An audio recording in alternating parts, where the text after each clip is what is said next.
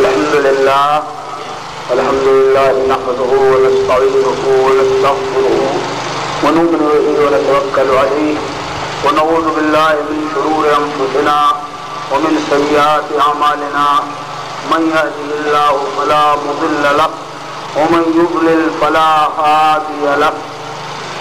وأشهد أن لا إله إلا الله وحده لا شريك له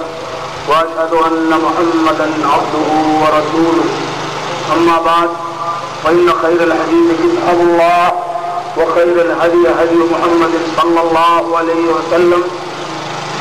وشر الأمور محدثاتها وكل محدثة بدعة وكل بدعة ضلالة وكل ضلالة في النار. أعوذ بالله السميع العليم من الشيطان الرجيم. يا أيها الذين آمنوا أطيعوا الله وأطيعوا الرسول ولا تبطلوا أعمالكم. وقال في موضع آخر يا أيها الذين آمنوا أطيعوا الله وأطيعوا الرسول وأولي الأمر منكم وإن تنازعتم في شيء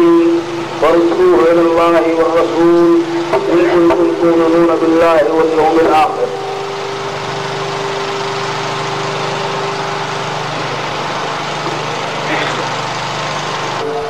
اور جمعیتوں کے علماء اور علماء اور جمعیت عزیز گلبرگہ کے وہ عزیز احباب جنہوں نے یہ مجلس برپا کی ہے اور گلبرگہ کے رہنے والے سارے مسلمان سارے باشندے یہاں کے سب لوگ خواہ وہ مسلمان ہوں ہندو ہوں کسی بھی طبقے سے تعلق رکھتے ہوں جنہوں نے یہ اجلاس قائم کیا اور اس کے نظم و انتظام میں تعاون کیا تاکہ اس کے ذریعے اللہ کا دین پھیلے اس دنیا میں امن و شانتی عام ہو. دنیا انسانیت کی تاریخ اہل حق کی تاریخ انبیاء کی دعوت و تبلیغ کی تاریخ وہ سمجھ کر اپنے لیے ایک ایسا راستہ اختیار کر سکے جس میں شرافت ہو انسانیت ہو اطمینان ہو سکون ہو جس میں بے چینی نہ ہو شورش نہ ہو اشتعال نہ ہو لوگوں کو تکلیف پہنچانے کا جذبہ نہ ہو. کیونکہ اللہ کے رسول صلی اللہ علیہ وسلم نے فرمایا ہے الخلق کلهم عیال اللہ پوری مخلوق انسان مسلمان تو مسلمان انسان تو انسان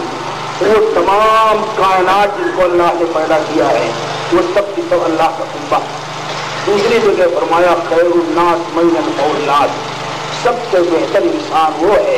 جو انسانیت کو سب سے زیادہ نفع پہنچائے. تو یہ پروگرام جو منعقد کیا گیا اس جذبے کے تحت کہ اس کائنات کے پیدا کرنے والے رب العالمین نے جو وحی اتاری جو رسول اتارے اور جن رسولوں کے جو نائب بنائے اور ان کے مشن کو چلانے کے لیے جن لوگوں کو منتخب کیا وہ اس دنیا کی امن و شانتی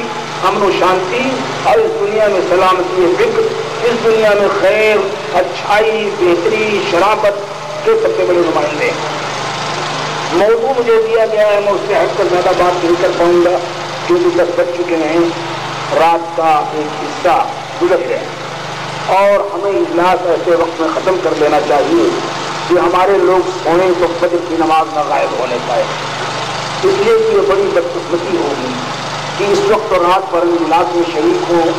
اور پھر اس کے بعد اس طرح سوئیں کہ فجر ہی غائب ہو جائے. رب العالمین ہمیں 5 وقت کی نماز کی پابندی کی توفیق عطا فرمائے. تو میں کوشش کروں گا موضوع کے متعلق گفتگو کروں اس سے زیادہ کہیں نہ جاؤں کہیں ادھر ادھر ضمن کوئی بات آئے گی تو مجبوری ہو. موضوع مجھے دیا گیا ہے تاریخ اہل حدیث یعنی جس طبقے کو یا جس فکر کو یا جس تحریک کو یا جس موومنٹ کو اہل حدیث کہا جاتا ہے اس کی تاریخ کیا اس کی تاریخ انسانیت کی عظیم الشان خدمات سے بھری پڑی ہے انسانوں کو اللہ کے دین کی طرف بلانے، رسول اکرم صلی اللہ علیہ وسلم کے اسوہ پاک، سنت پاک، سیرت پاک، حدیث پاک کی تطبیق اور اپلائی کرنے کی تاریخ رہی ہے، یا ان کی تاریخ میں کہیں پانی برتا ہے، ان کی تاریخ میں کچھ غلطیاں ہیں؟ جہاں تک انسانی غلطیوں کا تعلق ہے، چاہے جو ہو، رسول کے علاوہ ہر ایک کو غلطی ہوتی ہے۔ حضرت امام مالک رحمۃ اللہ علیہ نے فرمایا کل یؤخذ من قولہ ویترک الا صاحب هذا القبر، ہر ایک کی کچھ باتیں صحیح ہوں گی، کچھ باتیں غلط ہوں گی، سوائے اس قبر والے رسول محمد صلی اللہ علیہ وسلم کے۔ تو تاریخ اہل حدیث کے مختلف ادوار میں اہل حدیث علماء سے، ان کے اساطین سے اور اس تحریک کی طرف منسوب مسلمانوں سے غلطیاں ہوئی ہوں گی اور ہوئی ہیں۔ بعض غلطیاں تو ہمالیائی غلطیاں ہوئی ہیں، ورنہ آج کی اس دنیا میں اگر تحریک اہل حدیث نے اپنی پوری ذمہ داریاں اسی طرح ادا کی ہوتی جیسے صحابہ کرام نے ادا کی، تابعین نے، ائمہ اربعہ حضرت امام ابو حنیفہ، امام مالک، امام شافعی، امام احمد، امام سفیان ثوری، امام سفیان بن عیینہ، امام لیث بن سعد، اور اسی طریقے سے امام بخاری، امام مسلم، امام ترمذی، امام ابن ماجہ، امام سعید بن المسیب، امام سعید بن جبیر وغیرہ نے خیر القرون میں یعنی بہترین 3 صدیوں میں جس طرح ذمہ داریاں ادا کی، اگر اسی طرح ذمہ داریاں اہل حدیث حضرات ہر دور میں ادا کرتے تو معاف فرمائیے آج انسانیت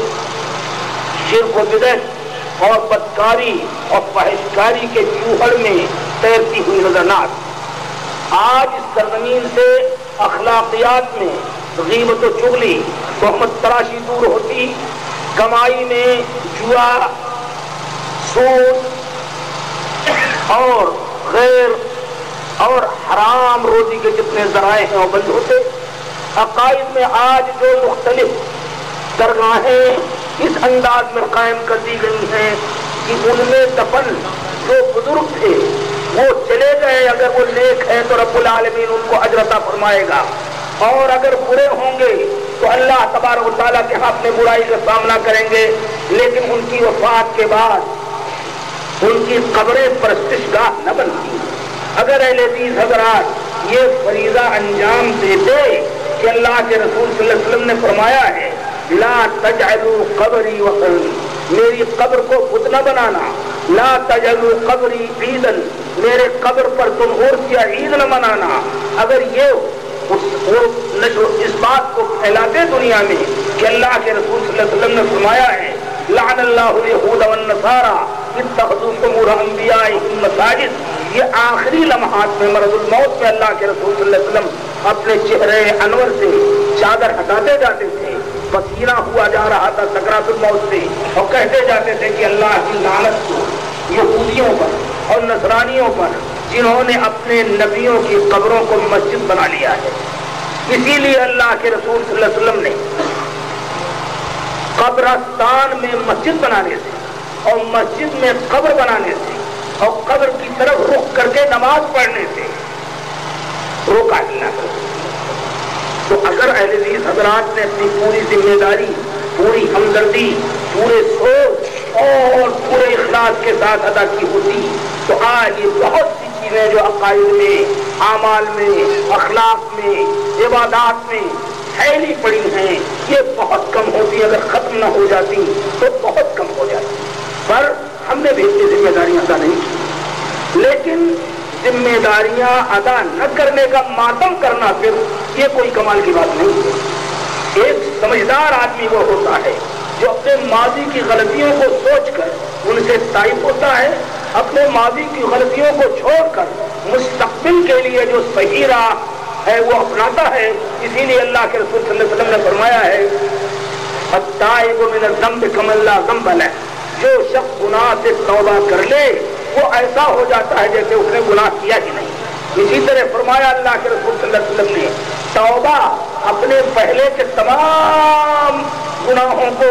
پہلے کی توبہ کے پہلے کی تمام برائیوں کو مٹا دیتا ہے۔ اسی طرح فرمایا کہ اسلام جب لے آتا ہے آدمی، حق قبول کر لیتا ہے، توبہ کر کے توحید کی راہ اپنا لیتا ہے، شرک و بت پرستی کی، بدعت و خرافات کی، رسم و رواج کی راہ چھوڑ دیتا ہے، تو پہلے کی جتنی غلطیاں ہیں وہ سب سے کم معاف ہو جاتی ہیں۔ یہی بنیادی وجہ ہے، میں عام طور پر بیچ میں جملہ معترضہ کہنے کا قائل ہوں کہ اگر آدمی اپنی زندگی میں بے نمازی رہا ہے، یا روزے اس نے چھوڑے ہیں، یا اس نے زکوٰۃ دینا چھوڑا ہے، یا حج فرض ہونے کے باوجود حج کی ادائیگی نہیں کی ہے، سالہ سال تک بے نمازی زندگی گزاری ہے، بے نمازی کی، بے روزے کی، حج سے دور رہا، زکوٰۃ بھی نہیں دی، تو اللہ کے رسول صلی اللہ علیہ وسلم فرماتے ہیں کہ جب آدمی توبہ کر لے تو جتنی زندگی اس نے بے نمازی پن میں گزاری ہے یا بے روزے میں، وہ تب معاف ہو جائے گی۔ ضرورت اس کی قضاء عمری وغیرہ کی نہیں ہے، اس کا کوئی ثبوت محدثین کے ہاں، کوئی ثبوت سلف میں، کوئی ثبوت ائمہ کے ہاں نہیں ملتا ہے کہ انہوں نے کہا ہے کہ اگر کوئی آدمی بے نمازی ہے اور توبہ کر لے تو اسے قضاء عمری پڑھنا چاہیے۔ قضاء عمری کا کوئی ذکر نہیں ملتا، یہی توبہ قضاء عمری۔ تو اگر ہم لوگ جو اپنے آپ کو اہل حدیث کہتے ہیں سچ مچ اہل حدیث ہو جائیں، سچ مچ ہم اپنی تاریخ بدل لیں، سچ مچ ہم سوچیں کہ ہم کیا تھے اور اب کیا ہے۔ میں صرف ایک واقعہ آپ کو بتاؤں کہ اخلاقیات میں اہل حدیثیت کی کیا شکل ہے۔ پٹنہ کی سرزمین جہاں علماء صادق پور نے قربانیاں دی، جہاں 5 مقدمات انگریزوں نے علماء صادق پور کے خلاف چلائے، ابھی اس کا ذکر آئے گا، اور ان کو جزائر انڈمان اور نکوبار بھیجا گیا، وہیں وہ مر گئے، ان کی اولاد وہیں رہ گئی، جہاں ان کے گھر کو عین عید کے دن بلڈوزر سے گرا دیا گیا۔ ایک شخص کے بارے میں کچھ لوگ رات کی مجلس میں بیٹھے ہوئے تبصرہ کر رہے تھے کہ فلاں آدمی تو وہابی ہے، اور یعنی اہل حدیث ہے، اور دوسرے کہتے تھے کہ نہیں وہابی نہیں ہے۔ پھر انہوں نے کہا نہیں وہابی ہے، دوسروں نے کہا وہابی نہیں ہے، پھر انہوں نے کہا وہابی ہے، تو دوسروں نے کہا وہابی نہیں ہے، اور اس کا پروف اور ثبوت یہ ہے کہ ابھی رات بیٹھ کر کے وہ گیت سن رہا تھا، رات بیٹھ کر وہ میوزک سن رہا تھا، تو اگر وہ وہابی ہو چکا ہوتا تو یہ میوزک وغیرہ تو چھوڑ دیتا۔ یعنی صرف عقیدہ اور صرف سلوک اور صرف عبادات میں اہل حدیثیت کافی نہیں سمجھتے تھے، وہ لوگ سمجھتے تھے کہ پوری زندگی میں ایک انقلاب آ جانا چاہیے۔ وہ موحد تھا، متبع سنت تھا، لیکن گانا سننے کی عادت، گانا سننے کی عادت، مجرا سننے کی عادت اس کی ختم نہیں کی، اس لیے انہوں نے برجستہ کہا کہ وہاں بھی نہیں، اگر ہوتا تو یہ سب چھوڑ دیتا۔ تو اب ہمیں اپنی بہت سی عادات، اپنے بہت سے اخبار، اپنی ساری غلطیاں چھوڑ کر کے جب ہم آگے بڑھیں گے، تب یہ لوگ جو آج ہمیں اسلام سے خارج قرار دیتے ہیں، آج وہابی کہہ کر کے گالی دیتے ہیں، آج ہمیں سمجھتے ہیں کہ ہم اسلام سے خارج ہیں، آج ہمارے پیچھے نماز نہیں پڑھنا چاہیے سمجھتے ہیں، ہمیں اپنی مسجدوں میں آ کر کے نماز نہیں پڑھنے دیتے ہیں، ان لوگوں کے سامنے اگر ہم اہل حدیثیت کا پورا نقشہ رکھتے ہیں، پورا خاکہ عملی رکھتے ہیں، اگر وہ دیکھیں ہمیں ہمارے کردار میں، اگر ہمیں دیکھیں وہ کہ ہم سود نہیں لیتے، ہم جھوٹ نہیں بولتے، ہم تہمت تراشی نہیں کرتے، ہم لالچ میں آ کر کے غیر شرعی طریقے نہیں اپناتے، ہم جوا نہیں کھیلتے، ہمارے گھروں میں ٹی وی نہیں، ویڈیو نہیں، ہمارے گھروں میں گندگیاں نہیں، فلمی پرچے نہیں، اگر یہ چیزیں لوگ دیکھیں تو خود بخود وہ قریب آئیں گے اور ان کی نفرت محبت میں بدل جائے گی۔ تو عرض یہ کر رہا تھا کہ بات آئی ہے تاریخ حدیث کی، اس لیے اس کے سارے ہر پہلو پر تھوڑی بہت روشنی ڈالنی ضروری ہوگی۔ لفظ اہل حدیث بڑا سیدھا سادہ لفظ ہے۔ حدیث کہتے ہیں حضرت رسول اکرم صلی اللہ تعالی علیہ وآلہ وسلم کے فرمان کو، جو زبان مبارک سے آپ نے ارشاد فرمایا، آگے سے گزرنے کا سلسلہ بند ہونا چاہیے، ادھر سے لوگ آ جائیں ادھر سے آ جائیں، آگے نہیں کرنا چاہیے لوگوں، اور چھوٹے بچے اگر بات کرنا چاہیں تو گزر جائے پہلے۔ تو حدیث کے معنی ہے، ویسے تو یہ عربی زبان میں حدث یحدث تحدیثاً جو آدمی بولے جو کچھ نکلے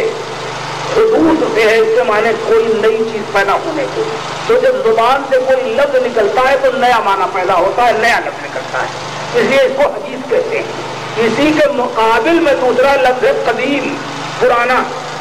تو حدیث کہتے ہیں کسی کے بول کو. لیکن جب حدیث الرسول کہیں گے تو مطلب یہ ہوگا رسول اکرم صلی اللہ علیہ وسلم کے فرامین، اللہ کے رسول صلی اللہ علیہ وسلم نے اپنی زبان مبارک سے جو کچھ ارشاد فرمایا اور اپنے اعضاء و جوارح سے، ہاتھ سے، پاؤں سے، زبان مبارک سے، اپنے بازو سے، اپنے سینے سے جو کچھ کام کیا، یعنی مثلا کس طرح آپ نے ہاتھ باندھا، کس طرح آپ رکوع میں گئے، کس طرح آپ نے اپنی زبان مبارک سے کون سی دعا پڑھی، تو جو کچھ اللہ کے رسول نے زبان مبارک سے ارشاد فرمایا ہے اور جو کچھ اپنے ہاتھ، پاؤں اور جسم کے اعضاء سے کیا ہے، یعنی اللہ کے رسول کا بول اور اللہ کے رسول کا عمل. اور تیسری چیز یہ کہ رسول اکرم صلی اللہ علیہ وسلم کے سامنے کوئی چیز کی گئی اور آپ نے خود نہیں کیا پر آپ کے سامنے کی گئی اور آپ خاموش رہے، آپ نے روکا نہیں، خاموش رہے، آپ نے دیکھ لیا. تو آپ کا دیکھ کر کے خاموش رہنا اس بات کی دلیل ہے کہ حدیث ہے یہ تھی، آپ نے اس کو ثابت مانا، اس لیے کہ وہ اصول ہے اسلام کا مسلمہ، تاخیر البیان عن وقت الحاجۃ لا يجوز، کہ رسول کوئی غلط بات دیکھ کر کے اس پر چپ نہیں رہے. لہذا جب آپ چپ رہے تو اس کا مطلب یہ چیز چاہیے. ایک مرتبہ آپ کے دسترخوان پر مدینہ منورہ میں کچھ لوگوں نے ذب کھایا، ذب جس کو ہمارے یہاں لوگ ساڈا کہہ سکتے ہیں، ایک کوہ کی طرح سے ملتا ہوا جانور ہوتا ہے، وہ نشر وغیرہ میں ہوتا ہے اور وہاں کے لوگ کھاتے ہیں. تو جب اللہ کے رسول پر لوگوں نے اس دسترخوان پر کھایا اور خواہش ہوئی ان کی کہ رسول اکرم صلی اللہ علیہ وسلم بھی کھائیں، تو آپ نے فرمایا کہ نحن قوم لا یوجد لدینا الضب فنعاقب، ہم ایک ایسی قوم ہے حجاز کے رہنے والے جہاں جب ضب پایا نہیں جاتا تو اب مجھے اچھا نہیں لگتا، ہمیں اچھا نہیں لگتا، اس لیے تم لوگ کھاؤ، میں نہیں کھاؤں گا. تو دیکھیے اللہ کے رسول نے کھایا نہیں لیکن حرام بھی نہیں کیا، لہذا اس کو تقریری حدیث کہتے ہیں، یعنی آپ نے ثابت رکھا ہے اس کو. تو جو کچھ آپ نے ارشاد فرمایا، جو کچھ آپ نے کیا اور جو کچھ آپ کے سامنے کیا گیا اور آپ نے اس سے نہیں روکا بلکہ ثابت رکھا، ان تینوں چیزوں کا نام کیا ہے؟ حدیث. اور اسی کا دوسرا نام ہے سنت. اور اسی حدیث اور سنت کو کہتے ہیں اللہ کے رسول کی سیرت. سیرت کس چیز کا نام ہے؟ کہ رسول کسی کی سیرت کیا ہوتی ہے؟ اس کا عمل و کردار، اس کا چلنا پھرنا، اس کی ہنسی خوشی. تو اللہ کے رسول کا جو کچھ فرمان ہے، جو کچھ عمل ہے، جو کچھ آپ نے ثابت کیا، اسی کا نام حدیث، اسی کا نام سنت رسول، اسی کا نام سیرت رسول، اسی کا نام اسوہ رسول ہے، جس کے بارے میں اللہ تعالیٰ نے فرمایا ہے لقد کان لکم فی رسول اللہ اسوۃ حسنہ، تمہارے لیے اللہ کے رسول کی شخصیت مکمل طور پر نمونہ ہے، ہر چیز میں نمونہ ہے، چلنے پھرنے، اٹھنے بیٹھنے، کھانے پینے، پڑھنے، چپ رہنے، شادی بیاہ، غمی جنگ صلح، ہر چیز میں اللہ کے رسول صلی اللہ علیہ وسلم کی زندگی نمونہ ہے ہمارے لیے. سب سے بڑا نمونہ ہے اللہ کے رسول صلی اللہ علیہ وسلم کی زندگی. اب نمونے کے بارے میں دو واقعات میں ابھی یہ ذکر کیجیے گا حدیث رسول سنت کے بارے میں. دو واقعات بیچ میں آپ کے سامنے رکھوں تو آپ محسوس کریں گے کہ اللہ کے رسول نے بین الاقوامی دنیا کے لیے کیا نمونہ چھوڑا ہے. آپ کی سیرت کا ایک اہم پہلو، ثمامہ بن اسال قبیلے بنو حنیفہ کے سردار، اپنے دور کے بےتاج بادشاہ، اور پورے مکہ مکرمہ کی گندم یعنی غذا جہاں سے جاتی تھی وہ قبیلے بنو یمامہ، وہیں کی گیہوں کی پیداوار مکے میں جاتی تھی تو مکے والوں کو کھجور اور پانی کے علاوہ روٹی ملتی، نہیں تو کوئی چیز نہیں. اونٹ ذبح کر کے کھا لیتے تھے اور روٹی ووٹی نہیں ہوتی تھی. کیا بات ہے بھائی؟ جب آپ کہیں آدر فکر کے بولنے سے کیا بات ہے؟ بولنے سے دوہرا نقصان ہے، بولے اور کرنا دوسرا.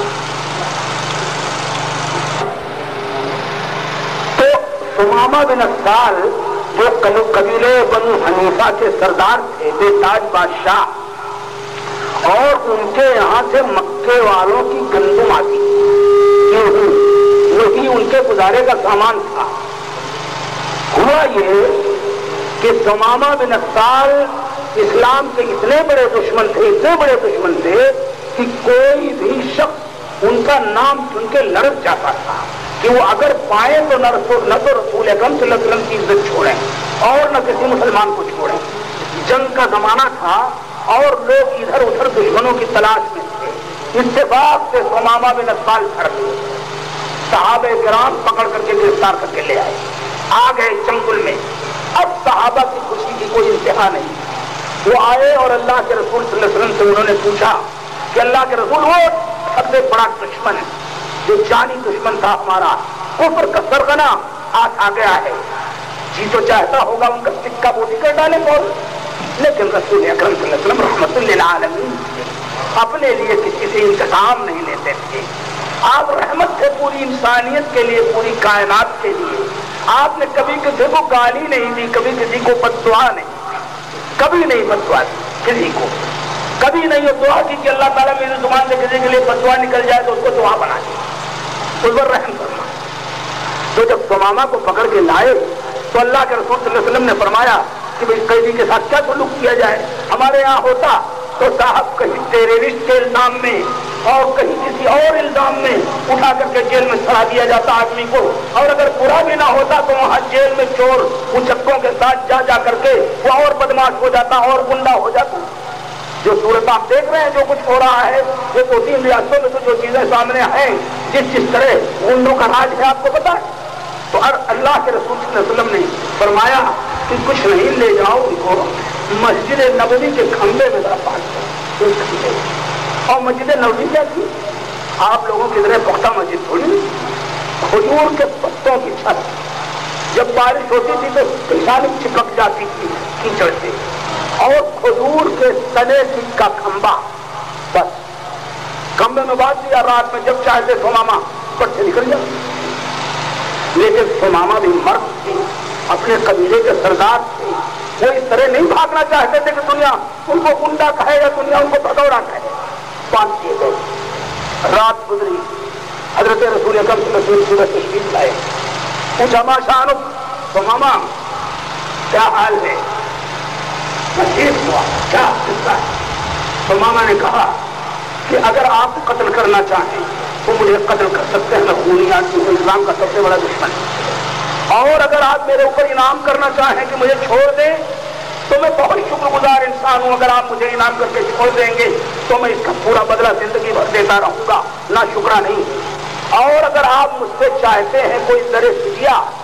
یعنی چھوڑنے کے بدلے میں یرغمال بنا کے کچھ چاہتے ہیں تو جتنا سونا چاندی چاہیے میں بنو حنیفہ کا سردار ہوں، ڈھیر کر دوں گا۔ بس اتنا سوال اور اتنا جواب۔ اللہ کے رسول صلی اللہ علیہ وسلم چلے گئے۔ پھر دوسرے دن اسی وقت آئے اللہ کے رسول 5 وقت کی نماز کے بعد، پھر وہی سوال کیا ما شانک کیا حال ہے ثمامہ؟ ثمامہ کا پھر وہی جواب۔ پھر تیسرے دن رسول اکرم صلی اللہ علیہ وسلم آئے، پھر وہی سوال کیا تو ثمامہ کا جواب بدلا ہوا تھا۔ آج چہرے سے خشونت، سختی، عداوت، ذوق، حسد، کینہ غائب تھا، اور کہا تیسرے دن کی بات یا چوتھے دن کی بات کہا کہ آج کے پہلے آپ کے جیسا مبغوض ناپسندیدہ چہرہ میری نظر میں کوئی نہیں تھا، اور اسلام جیسا ناپسندیدہ دین کوئی نہیں تھا۔ لیکن یہ 3 دن میں جو منظر میں نے دیکھا ہے، جو سلوک دیکھا ہے انسانی اپنے دشمن کے ساتھ آپ کے صحابہ نے کیا ہے، کس طرح یہ غریبی میں تڑپتے ہوئے لوگ، باتیں کرنے والے لوگ، کھجور اور پانی پہ گزارا کرنے والے لوگ مجھے دونوں وقت لا کر کے کھانا کھلاتے تھے۔ ایک نے سلط نہیں کیا، ایک نے برا نہیں کیا، کہا میرے لیے بستر کا انتظام کیا، میرے ساتھ شرافت کا آخری سلوک کیا۔ کوئی بھی اپنے دشمن کو چھڑانے سے باز نہیں آتا، لیکن نہ صرف یہ کہ انہوں نے چھڑایا نہیں بلکہ مجھے اپنا سب سے معزز مہمان سمجھا۔ اور میں نے دیکھا کہ کس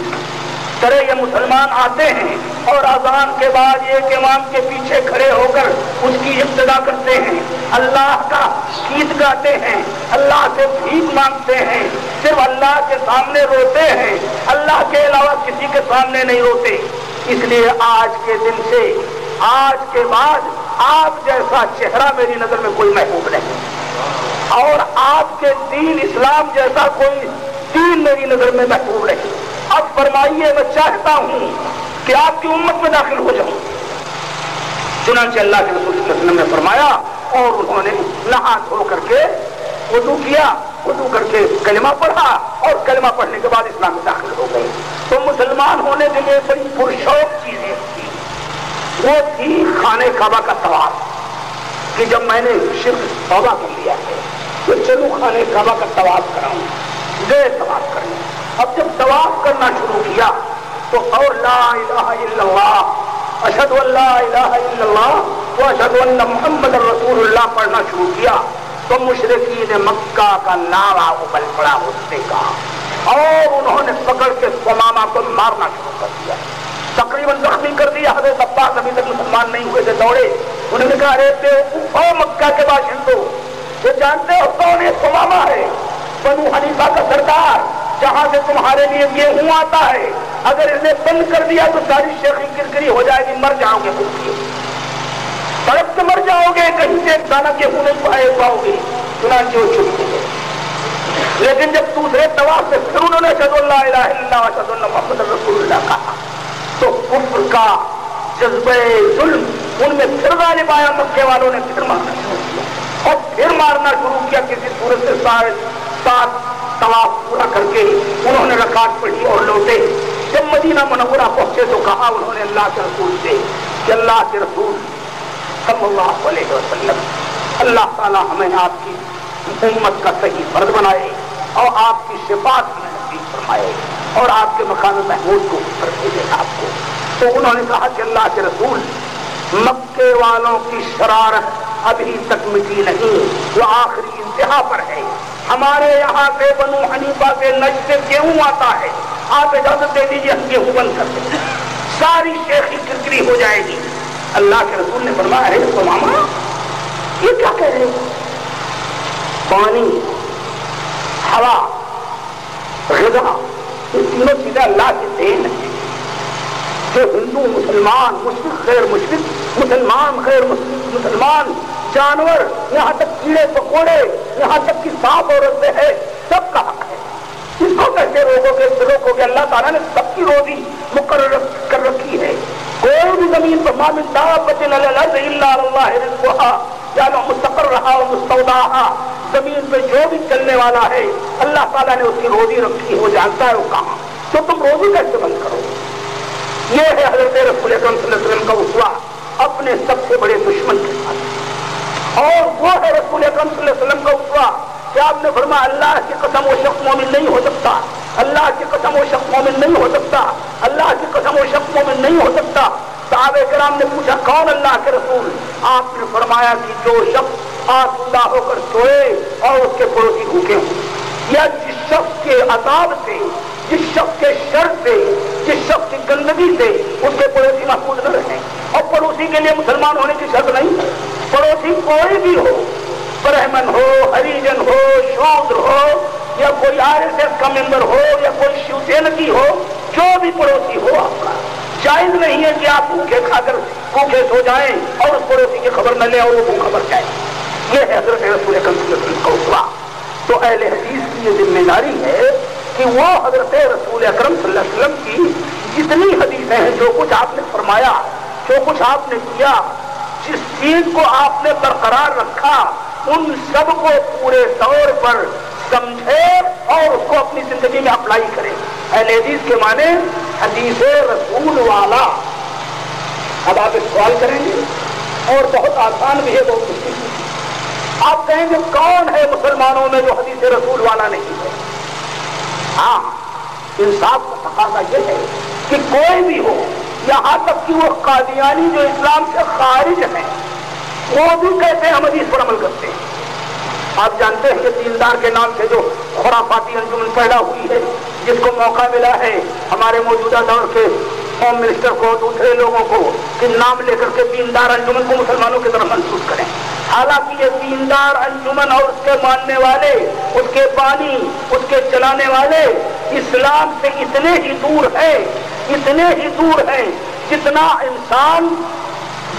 ایک شریف انسان گندگی سے دور رہتا ہے, یا ایک گندا انسان شرافت کی قدروں سے دور رہتا ہے. اسلام سے ان کو ذرہ برابر نہ کوئی تعلق, نہ وہ عقیدے میں مسلمان, نہ وہ عبادات میں مسلمان, نہ اخلاق میں مسلمان, نہ اللہ کے رسول کی نبوت کو مانے. یہ شخص جو موجودہ دور کا دیندار انجمن کا صدر ہے اور جو اس وقت حیدرآباد میں ہے, اس کی کیفیت یہ ہے کہ وہ کہتا میں خدا ہوں. تو جو آدمی خدائی تک کا دعویٰ کرے مسلمان کہتا. اس لیے اتفاق ہے مسلمانوں کا کہ یہ لوگ اسلام سے خارج ہیں, پر ان کا لفظ چونکہ ان کے لیے ایک لگا ہوا ہے دیندار, جیسے غلام احمد قادیانی کے سامنے ایک لفظ لگا ہے غلام احمد, اس لیے بس یہ عربی کا نام ہو جانا اس بات کی دلیل ہے کہ مسلمان ہے. اس کا مطلب یہ ہمارے دور کے لوگ ابو جہل کو بھی مسلمان کہیں گے کیونکہ وہ بھی اس کا نام بھی عربی تھا جو سب سے زیادہ اسلام کا دشمن تھا. امیہ بن خلف کو بھی کہیں گے, سب کو مسلمان کہیں گے جس کا عربی نام یہ جس کا فارسی نام ہوگا اللہ تعالیٰ ہدایت. تو عرض یہ کر رہا تھا کہ یہ ذمہ داری ہے ہماری کہ حضرت رسول اکرم تو حدیث والے ہیں لوگ, تو حدیث والے تو سارے مسلمان دعوے دار ہیں اس بات کے کہ ہم حدیث والے ہیں. کسی بھی مسلک, کسی بھی عقیدے کے لوگ ہوں, وہ صوفیہ جن میں ابن عربی جن کو خاتمۃ الاولیاء کہتے ہیں, یہ لوگ اولیاء کے خاتم, ان کا کہنا تھا کہ فرعون موسیٰ علیہ السلام سے افضل. سنیے آپ, باقاعدہ کتابوں میں ہے, اس کی کتاب خصوص الحکم وغیرہ نکالیے تو آپ کو پتا چلے گا. اور بتاؤں کہاں تک گراوٹ ہے. ایک صوفی مشہور یہیں کے ہیں, ان کے بارے میں تذکرۃ الاولیاء کے مصنف نے لکھا ہے کہ کسی نے پوچھا کہ خواجہ گیسو دراز افضل ہیں یا رسول اکرم صلی اللہ علیہ وسلم. سن لیجیے, رسول اکرم صلی اللہ علیہ وسلم کا درجہ زیادہ اونچا ہے یا خواجہ گیسو دراز کا؟ تو اس نے جواب دیا محمد رسول اللہ خواجہ گیسو دراز چیزیں کی کرم. یعنی محمد صلی اللہ علیہ وسلم تو اللہ کے رسول ہیں, لیکن خواجہ گیسو دراز بلکہ بالکل دوسری چیز ہے, یعنی ان سے کہیں زیادہ پوچھے. تو یہ لوگ معاف فرمائیے گا, ان کو یہ بھی کہتے ہیں ہم حدیث والے ہیں. اس لیے آپ اگر دعویٰ کرتے ہیں کسی خاص فکر کے لیے کہ ہم اہل حدیث ہیں تو آپ کو اس کا ثبوت دینا ہوگا. تو بات یہ کہی کہ دین کا جو بنیاد ہے, دین کا جو اصول ہے, دین کی جو بنیادیں ہیں,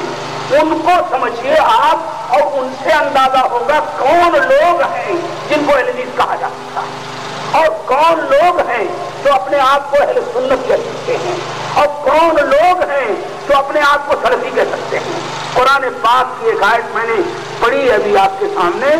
یا ایھا الذین آمنوا اطیعوا اللہ واطیعوا الرسول ولا تبطلوا اعمالکم. اے ایمان والو, اللہ کی اطاعت کرو, رسول اکرم صلی اللہ علیہ وسلم کا اتباع کرو. یہ اطاعت کا لفظ جب اللہ کی طرف منسوب ہوتا ہے تو اس کے معنی عبادت. اللہ کی اطاعت کرو یعنی اللہ کی پرستش کرو, اللہ کی عبادت کرو, اللہ کے سامنے جھکو, اسی سے مانگو, اسی کے سامنے نظر و نیاز چڑھاؤ, اسی کے گھر پر غلاف چڑھاؤ, اسی کی قسم کھاؤ, اسی کو فریاد رس سمجھو, اسی کو غوث پاک کہو, وہی غوث المستغیثین ہے. تو یہ معنی ہے اللہ کے, یہ معنی ہے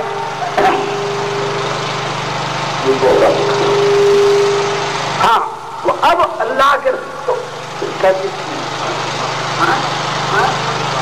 ہاں, تو اطاعت کی نسبت جب اللہ تعالیٰ کی طرف ہو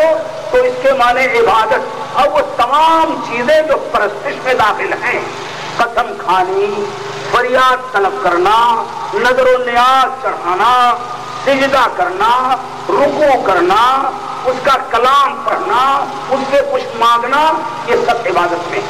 تو یہ ہے عبادت. اور رسول کی طرف جب اطاعت کی نسبت ہوتی ہے تو اس کے معنی عبادت کے لیے اس کے معنی ہے اتباع کی, یعنی اللہ کے رسول صلی اللہ تعالی علیہ وآلہ وسلم نے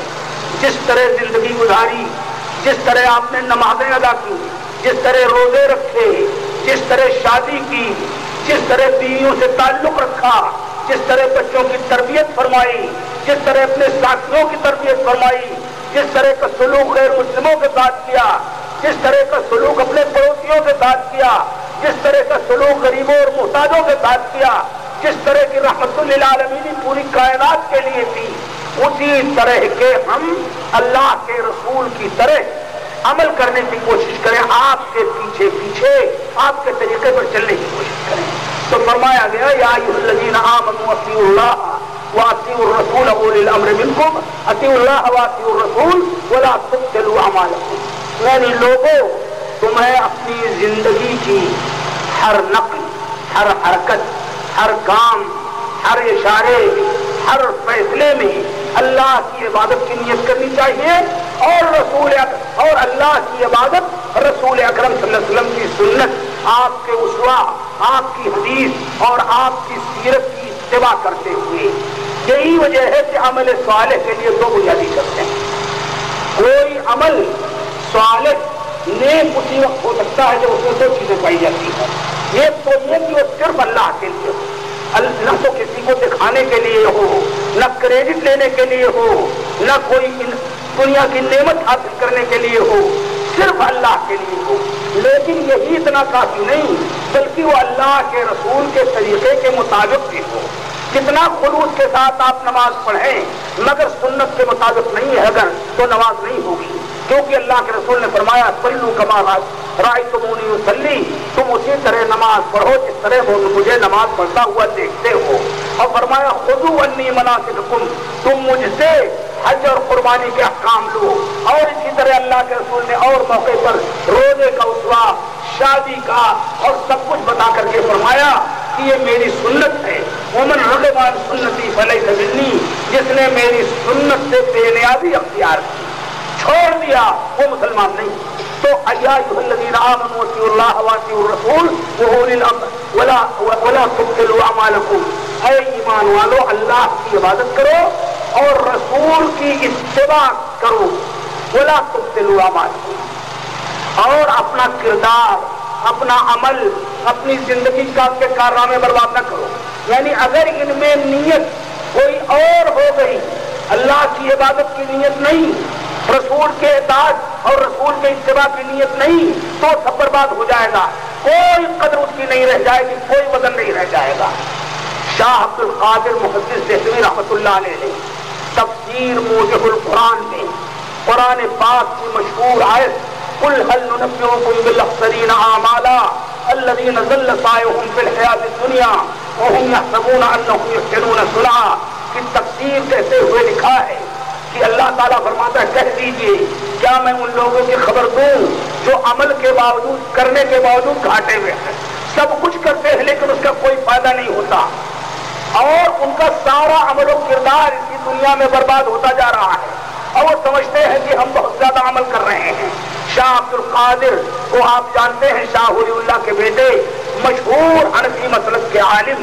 اور مشہور مفسر، وہ فرماتے ہیں کہ اس سے وہ لوگ مراد ہیں جو نماز، روزہ، حج، زکوٰۃ بہت پڑھتے ہیں لیکن اللہ کے رسول کے اتباع کی فکر نہیں ہوتی، وہ کہیں فلاں امام، کہیں فلاں شخصیت، کہیں فلاں جماعت، کہیں فلاں گروہ کا اتباع ان کے نقطۂ نظر سے ہوتا ہے، تو ایسے لوگوں کے اعمال قیامت کے دن جیسے ریت کا ٹیلا ہوتا ہے، ریت کے ٹیلے کی طرح ہوں گے، نظر آئے گا بہت زیادہ نفلیں ہیں، بہت زیادہ روزے ہیں، بہت زیادہ اوراد وظائف ہے، لیکن جیسے کوئی طوفان آئے تو ریت کا ٹیلا ایک ہی چکر میں گر جاتا ہے۔ اسی طرح سے جب اللہ تعالیٰ حساب لینا شروع کر دے گا کتاب و سنت کی روشنی میں، تو ایک ہی چھکڑ میں ان کا پورا عمل برباد ہو جائے گا، اور وہی کیفیت ہوگی کہ جب اللہ کے رسول صلی اللہ علیہ وسلم قیامت کے دن ایسے لوگوں کی سفارش کرنے لگیں گے تو اللہ تعالیٰ فرمائے گا کہ اے نبی ان کی سفارش کیسے کرتے ہو، ان کو بتاؤ جنہوں نے تمہارے بعد تمہارے دین کو بدل دیا، توحید کی جگہ پر شرک، سنت کی جگہ پر بدعت، نماز نبوی کی جگہ پر دوسری تمام بدعتیں گھڑ دی۔ تو سب سے بڑا بنیادی مسئلہ انسانی زندگی میں اور حدیث پر عمل کرنے کے لیے ضروری یہ ہے کہ جو کچھ صحیح حدیث سے ثابت ہو جائے، سنت جو ثابت شدہ ہے، اسوہ رسول جو ثابت شدہ ہے، سیرت رسول جس کی روایت صحیح ہے اس سے جیسی نماز ثابت ہو، جیسا روزہ ثابت ہو، جیسا حج ثابت ہو، جیسی زکوٰۃ ثابت ہو، جیسی عبادت ثابت ہو، جیسی خوشی ثابت ہو، جیسا غم ثابت ہو، جیسا ماتم ثابت ہو اور جیسی مسرت ثابت ہو، بالکل ایک سانچے میں ہم ڈھال لیں اپنے آپ کو. اگر ڈھال لیا تو ہم حدیث والے ہوئے، اور اگر اس میں نہیں ڈھال سکے تو ہم حدیث والے نہیں ہوئے. اللہ کے رسول اللہ تعالیٰ فرماتا ہے ایک جگہ، یا ایھا الذین آمنوا اطیعوا اللہ واطیعوا الرسول واولی الامر منکم وان تنازعتم فی شیء فردوه الی اللہ والرسول ان کنتم تؤمنون باللہ والیوم الآخر. اے ایمان والو، تم اللہ کی عبادت کرو اور رسول کا اتباع کرو، اور اولو الامر کی، یعنی اگر تمہارے یہاں ذمہ داران حکام ہیں اور صحیح حکومت کرتے ہیں تو ان کی بات بھی مانو. لیکن اگر تم میں اور علماء میں، تم میں اور فقہا میں، تم میں اور مفتیوں میں، یا تم میں اور حکام میں اختلاف ہو جائے فردوہ الی اللہ والرسول، تو اپنے معاملات کو اللہ اور رسول سے کروا دو. یعنی دیکھو کتاب اللہ کا کیا حکم ہے اس میں، رسول کی سنت کا کیا حکم ہے اس میں، رسول کا اسوہ کیا ہے. ان کنتم تؤمنون باللہ، اگر تمہارا اللہ پر ایمان ہے اور اس بات کا یقین ہے کہ تم زندہ کیے جاؤ گے اور آخرت میں اپنے کارناموں کا جواب دینا پڑے گا، تو تم کو چاہیے کہ تمام اختلافی امور میں اپنے آپ کو اللہ تعالیٰ کی کتاب اور اللہ کے رسول کی سنت کے حوالے کر دو. ایک جگہ فرمایا گیا، فلا وربک لا یؤمنون حتی یحکموک فیما شجر بینہم. تیرے رب کی قسم، یہ لوگ اس وقت تک مومن نہیں ہو سکتے جب تک تجھے اپنے تمام اختلافی معاملات میں پورے طور پر حکم، فیصل اور جج نہ مان لیں. اور جب تمہارا فیصلہ آ جائے تمہاری زندگی میں، اللہ کے رسول سے فرمایا گیا جب آپ کا فیصلہ آپ کی زندگی میں آ جائے تو مان لیں، اور آپ کی وفات کے بعد جب آپ کا فیصلہ آپ کی حدیثوں، آپ کی سنت اور آپ کے اسوے اور آپ کی سیرت کا فیصلہ سامنے آ جائے تو اسے مان لیں. یسلموا تسلیما، تو اپنے نفس سے ذرا بھی تنگی محسوس نہ کریں کہ یہ تو ہمارے فلاں عالم کے خلاف ہے، ہمارے فلاں امام کے خلاف ہے، ہمارے فلاں پیر کے خلاف ہے. یہ بات کسی حنفی، شافعی، مالکی، حنبلی کے لیے میں نہیں کہتا ہوں. جو حضرات اپنے اہل حدیث، اپنے آپ کو اہل حدیث کہتے ہیں، ان کے سامنے میں جب کوئی قرآن و حدیث کی بات آ جائے تو یہ نہ سوچیں کہ میاں نذیر حسین محدث دہلوی یا نواب صدیق حسن خان یا مولانا عبدالرحمان محدث مبارک پوری یا فلاں صاحب کا فتویٰ تو یہ تھا نہیں. کسی کا فتویٰ ہو، اذا جاء نصر اللہ بطل نحر ماقل، جب اللہ تبارک و تعالیٰ کا حکم آ جائے تو سارے احکام باطل. تو یہ ہے اصول دین کا. جو لوگ ان اصولوں کو مانے، یعنی جب بھی ان میں کوئی اختلاف پیدا ہو تو اس اختلاف کو اللہ کے رسول صلی اللہ تعالیٰ علیہ وآلہ وسلم کے اسوے کی روشنی میں حل کریں.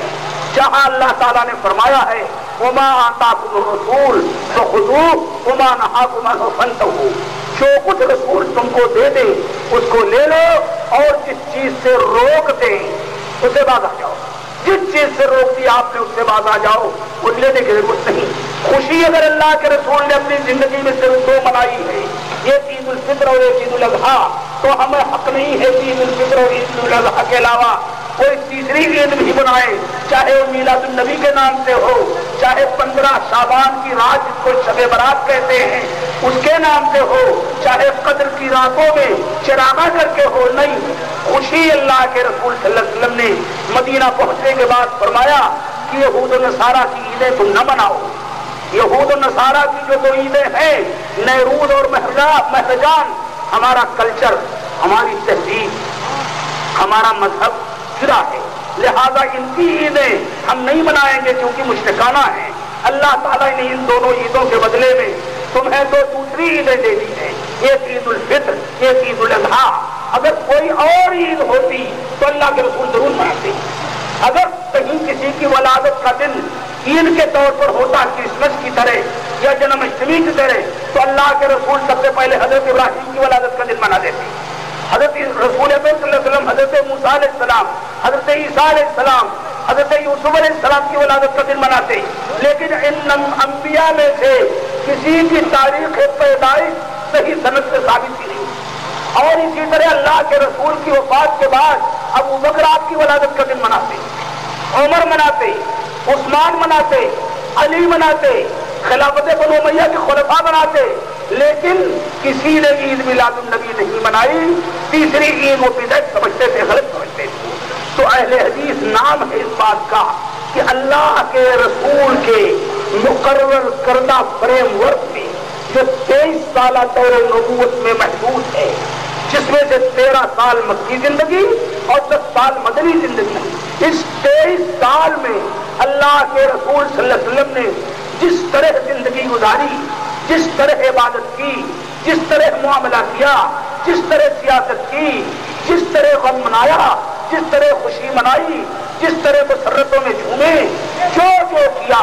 اسی طرح اس سے ذرا برابر سر منہ انحراف جائز نہیں۔ آپ کو بتاؤں، حضرت رسول اکرم صلی اللہ علیہ وسلم کی وفات کے 7 آیات کے بعد صحابہ کرام کی ایک جماعت جن میں عبداللہ بن مسعود بھی تھے، اس امت کی فقیہ، وہ مسجد نبوی میں اکٹھا نماز پڑھنے جاتے تھے۔ جب گھروں سے آتے تھے ایک ساتھ جاتے تھے تاکہ راستے میں دین کی کوئی باتیں ہوتی رہیں۔ یہ روز عبداللہ بن مسعود لیٹ ہو گئے تو ان کے ساتھی پہلے مسجد میں گئے کہ کہیں عبداللہ بن مسعود چلے نہ گئے ہوں، جا کر کے لوٹ کے آئے اور عبداللہ بن مسعود سے کہا عبداللہ کو تو دیکھا نہیں، آج مسجد نبوی میں غضب ہو گیا۔ کہا وہ کیا؟ کہا ایک آدمی بیچ میں بیٹھا ہوا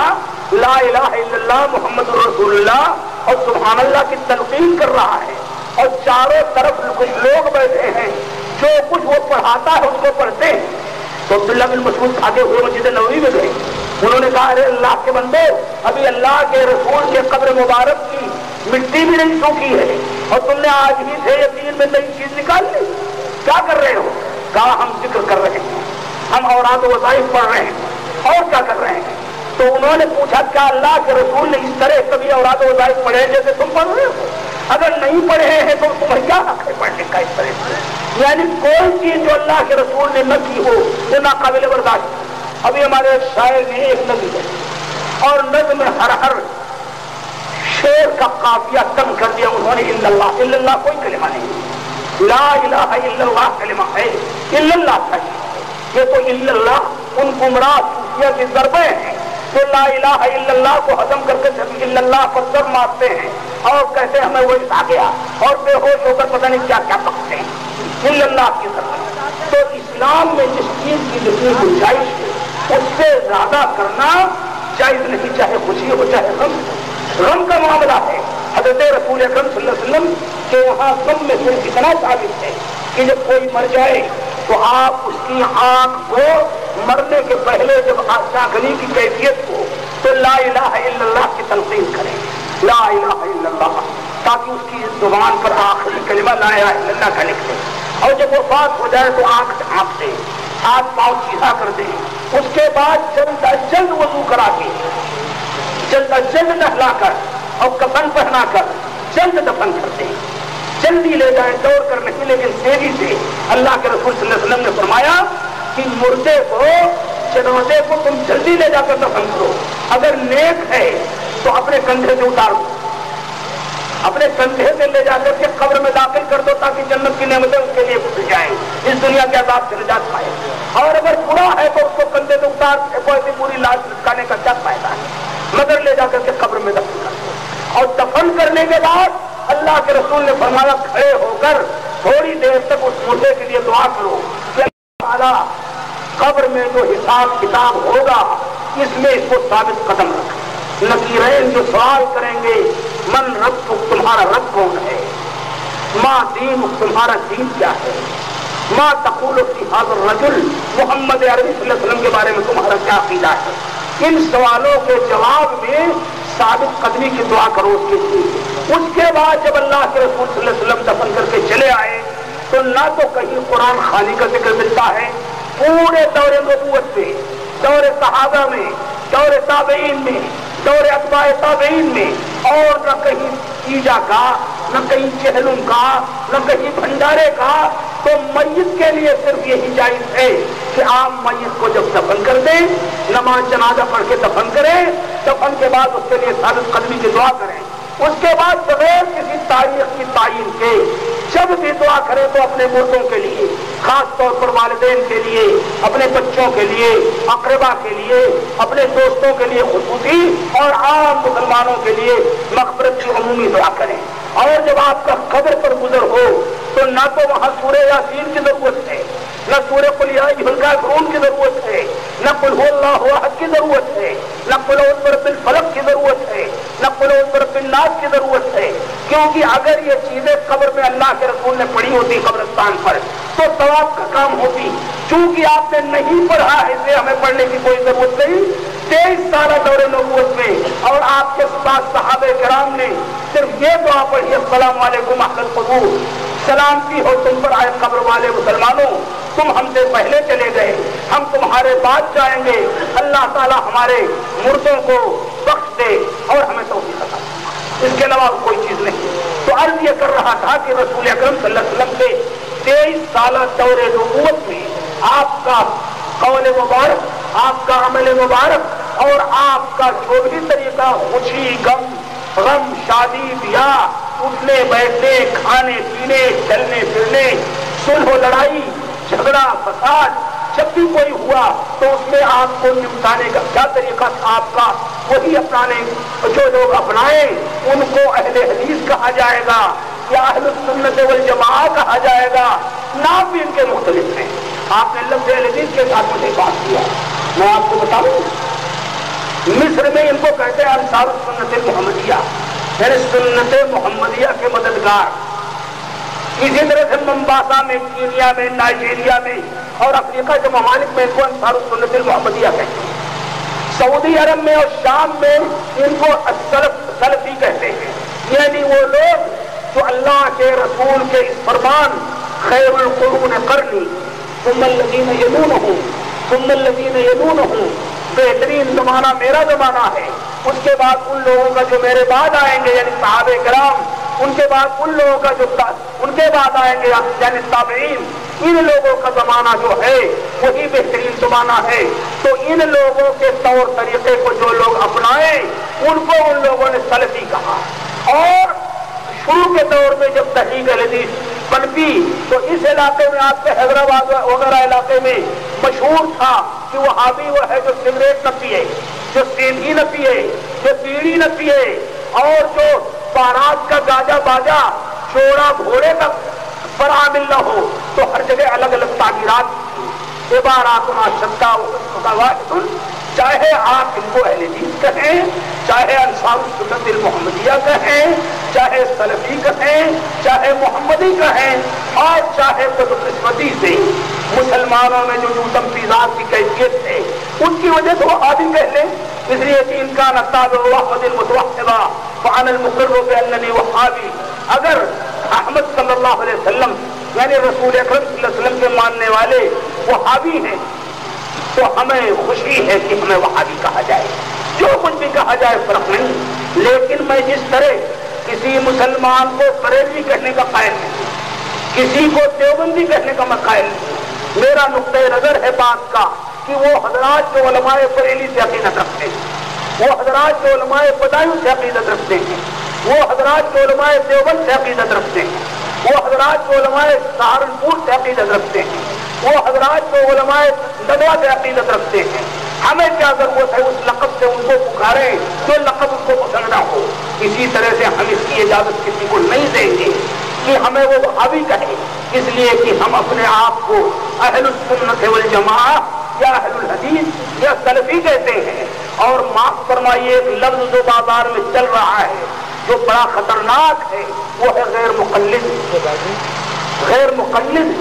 دنیا اہل حدیث حضرات کو غیر مقلد کہتی ہے، اہل حدیث کو غیر مقلد کہنا سب سے بڑی گالی ہے۔ اہل حدیث کے معنی ہے وہ لوگ جو کتاب اللہ، حدیث رسول، سنت رسول، اسوہ رسول کو اپنا لیں اور اپنے عقیدے میں، اپنے عمل میں اپنے سلوک میں، اپنے معاملے میں کسی کی پابندی کرے، کسی اور کے محتاج نہ ہو۔ اب اس راستے میں جو چیز ہروڑا بنے گی اس کو وہ چھوڑ دیں گے۔ چنانچہ وہ تقلید شخصی جس میں شکل یہ ہوتی ہے کہ وہ لوگ کہتے ہیں کہ ہم فلاں امام کی تقلید کرتے ہیں، اس کی ہر بات صحیح ہے اور اس کے مخالف کی بات صحیح نہیں، ہم اس تنگ نظری کے قائل نہیں۔ ہمارا نقطۂ نظر یہ ہے کہ حضرت امام ابو حنیفہ رحمۃ اللہ علیہ، جن کی حضرت امام اعظم ابو حنیفہ رحمۃ اللہ علیہ جن کی ولادت ہوئی جن کی پیدائش ہے 80 ہجری میں اور وفات ہے 150 ہجری میں، اور حضرت مالک جن کی پیدائش ہے 93 ہجری میں اور وفات ہے 179 ہجری میں، حضرت امام شافعی جن کی پیدائش ہے 150 ہجری میں اور وفات ہے 204 ہجری میں، اور حضرت امام احمد بن حنبل جن کی پیدائش ہے 164 ہجری میں اور وفات ہے 241 ہجری میں، اور رسول اکرم صلی اللہ علیہ وسلم کی وفات 11 ہجری میں ہوئی۔ صحابہ کرام میں سے آخری صحابی کی وفات 110 ہجری میں ہوئی، تابعین میں سے آخری تابعی کی وفات 180 ہجری میں ہوئی، اتباع تابعین میں سے آخری تابعی کی وفات 220 ہجری میں ہوئی۔ یہ دور جو تھا رسول اکرم صلی اللہ علیہ وسلم کا اور ان ہمارے عظیم ائمہ کا، صحابہ کرام کا، تابعین کا، اتباع تابعین کا، یہ سب سے سنہری دور تھا۔ حضرت امام ابو حنیفہ رحمۃ اللہ علیہ کی کیفیت یہ تھی کہ وہ فرماتے تھے کہ اذا صح الحدیث فهو مذہبی، جب حدیث صحیح ہو جائے تو وہی میرا مذہب ہے۔ حضرت امام ابو حنیفہ رحمۃ اللہ علیہ نے اللہ تعالیٰ ان کی قبر کو نور سے بھرے اور انہیں اعلیٰ علین میں جگہ دے اور توفیق دے ہم لوگوں کو کہ انہوں نے جو ارشاد فرمایا ہے اس کو حفظ سے جان بنا لیں۔ حضرت امام ابو حنیفہ رحمۃ اللہ علیہ نے ایک مرتبہ امام ابو یوسف کو اور امام محمد کو دیکھا کہ وہ کچھ لکھ رہے ہیں اپنے شاگردوں کو، تو پوچھا کیا لکھ رہے ہو؟ کہا آپ کی تقریر۔ تو فرمایا میری تقریر کیوں تم لکھ رہے ہو؟ میں نے یہ جو تقریر تیار کی ہے، یہ جو مسئلہ سیکھا ہے، یہ علمی مسئلہ جو استنباط کیا ہے، یہ تو قرآن و حدیث سے کیا ہے، لہذا تم قرآن و حدیث کو براہ راست لکھو۔ حضرت امام شافعی فرماتے ہیں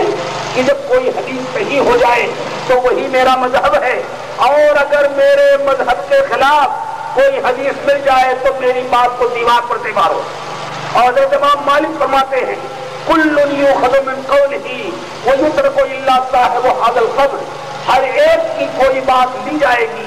جو قرآن و حدیث کے موافق ہوگی، اور جو قرآن و حدیث کے خلاف ہوگی اس کو چھوڑ دیا جائے گا، سوائے اس قبر والے رسول اکرم صلی اللہ علیہ وسلم کے کہ آپ کی ہر